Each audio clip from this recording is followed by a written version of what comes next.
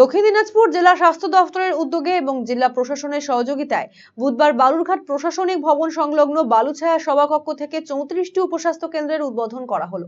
উদ্বোধন করেন ক্রেতা সুরক্ষা দফতরের মন্ত্রী বিপ্লব মিত্র। উপস্থিত ছিলেন জেলা শাসক বিজিন কৃষ্ণা, জেলা মুখ্য স্বাস্থ্য আধিকারিক সুদীপ দাস, কুমারগঞ্জের বিধায়ক তোরফ হোসেন মণ্ডল, কুশমন্ডির বিধায়ক রেখা রায়, বালুরঘাট সদর মহকুমা শাসক সুব্রত কুমার বর্মন সহ অন্যান্যরা।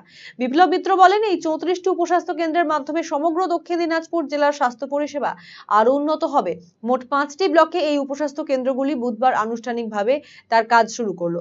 জানা গিয়েছে, এই নতুন উপস্বাস্থ্য কেন্দ্রগুলি হিলি, কুমারগঞ্জ, তপন, কুশমন্ডি এবং হরিরামপুরে চালু হলো।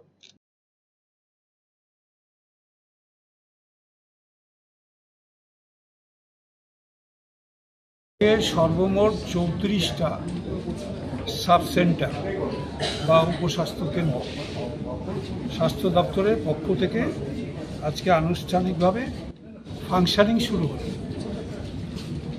এটা আমাদের আজ পর্যন্ত কোনোদিন এতগুলো সাব সেন্টার বা আমাদের স্বাস্থ্য দপ্তরের উপস্বাস্থ্য কেন্দ্র আমার নিজের অভিজ্ঞতাতে আমি কখনো দেখিনি যে এতগুলো উপস্বাস্থ্য কেন্দ্র কোথাও গ্রামের ভিতরে সেটা ফাংশন করতে আরম্ভ করলো। এরকম একসঙ্গে এটা হয় না, হয়তো 3টা 4টা এরকম হতে পারে, কিন্তু এতটা হয় না। এটা একটা বিরাট ব্যাপার, বিরাট অ্যাচিভমেন্ট, এবং এক্ষেত্রে full credit goes in favour of CMOH and district magistrate.